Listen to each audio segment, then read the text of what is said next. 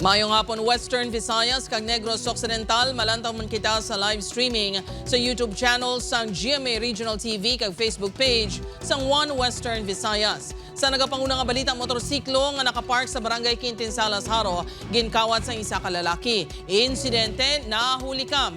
Ini ang gintutukan ni Kim Salinas live sa Barangay Quintin-Salas, Haro, Iloilo City. Kim?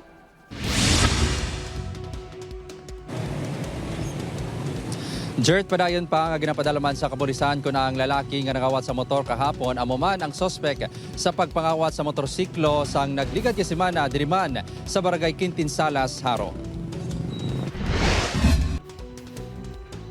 Sa sininga kuha sang CCTV video, makita ang pagpaatras ang isa ka lalaki sa motorsiklo. Gilayon niya ini nga ginmaneho. Ang lalaki sa video amo ang nagkawat sa motorsiklo sa Barangay Quintin-Salas, Haro pasado alas 4 kahapon sa hapon.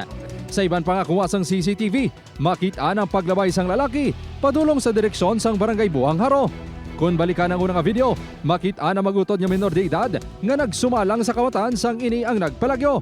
Ang bata nga lalaki amo ang nagpark sa motor sa lugar, las 9:30 sang aga.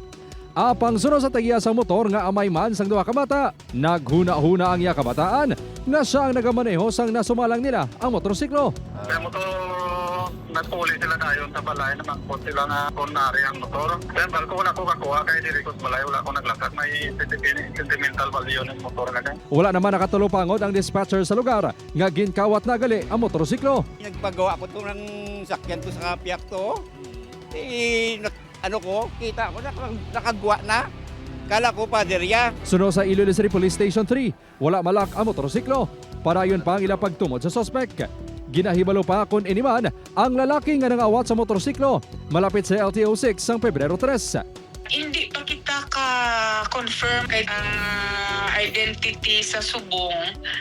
Hindi pa gid naton maklaruhan, bali ang body build lang ang nakita naton.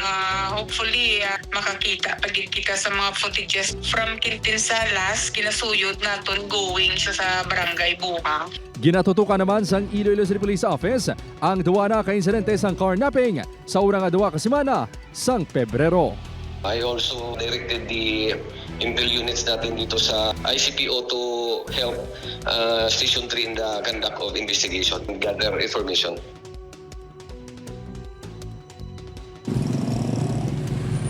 Jert, wala ginadula sa kapulisan ang posibilidad nga may grupo nga nagatarget sa pagpangawat sa mga motorsiklo. Gani pahanumdom sa kapulisan sa mga rider nga kung i-park ang mga motorsiklo siguraduhon nga nakalaki ni agud hindi mabiktima sang kawatan. Jert? Madamong nga salamat, Kim Salinas.